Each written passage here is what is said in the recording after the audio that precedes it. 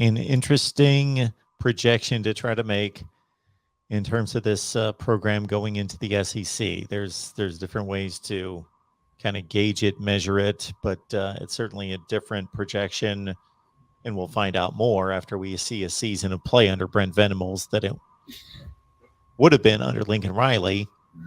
I find it interesting to compare and contrast the two because on the surface, without hearing them speak, address media, and really watch it, I think a lot of people would come away with a stereotype that Lincoln Riley's a young upcoming coach through the coaching ranks. I don't want to say that he's not been around the block. Obviously, he's proven himself, but I mean, he's still in the younger stage of his coaching career, and he's known for offense and points and yardage, and that kind of lends itself to thinking that he's our gregarious, kind of open individual that engages with fans, engages with the media, and all of that. But that's not the case.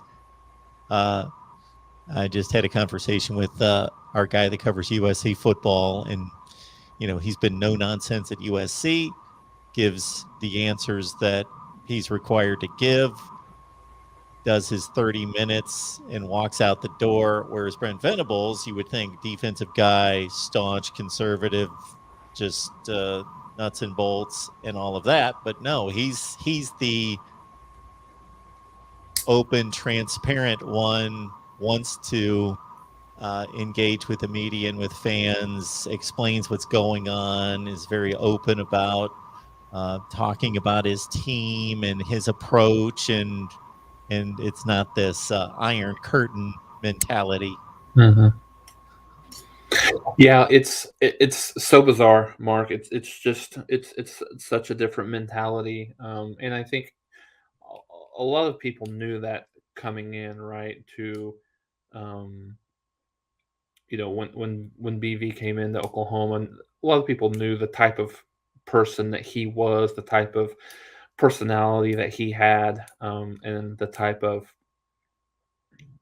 approach. I think just in general versus everybody knew the same thing with Riley, and so I think the one thing that's interesting is kind of the recruiting side of things. So yeah, uh, giving him and his staff the benefit of the doubt, they uh, improved Oklahoma's recruiting while he was here. No doubt about that. That's probably the biggest, I think, impact that he had on this Oklahoma team was um, the recruits that he was able to bring in on both sides of the ball. But um, Venables has a track record for being an outstanding recruiter as well. He's brought in staff members that have um, been outstanding recruiters by their own count, right? Um, anyways, we'll see what that looks like, at the end of the day in terms of productivity from either side. I think the one thing, and this has always been Grinch's mentality. Grinch is on the defensive side of the ball. His mentality is, I'm willing to give up some yards in between the 20s, but I want to be great in the red zone and I want to force turnovers. That's the mentality that he's had, and and working with undersized. He wants the defensive line to be a little bit smaller, undersized, and utilize their speed. And so there, some commentary here around USC being able to get better kids and better recruits in than Oklahoma. I mean, I think that kind of remains to be seen. Yes, he does have the luxury of where he's at, and it's kind of like Alabama in the sense of, from a different perspective, but kind of like Alabama, and you don't really have to try very hard to recruit and get great football players from that state and from that area. So I think Oklahoma has to work a little harder to get some of those recruits. So I think that from that perspective, yeah, I think it's certainly easier for Riley and his staff to recruit to Los Angeles. Um, but I think also at the end of the day, Oklahoma's more of a blue collar um, type of team and type of mentality. So you can see how that will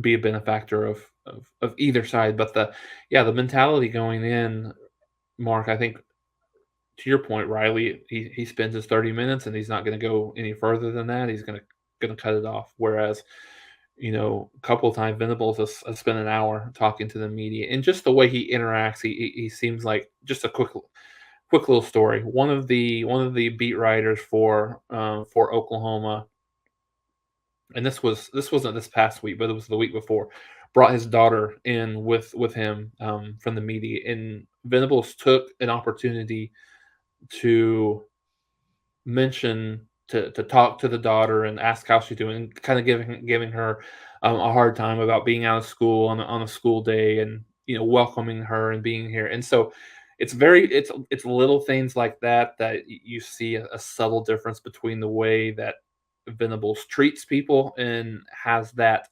open relationship, and is very his program is, and they talked a lot about this, is very relationship centered versus more kind of transactional centered, whereas that's kind of the mentality from Riley.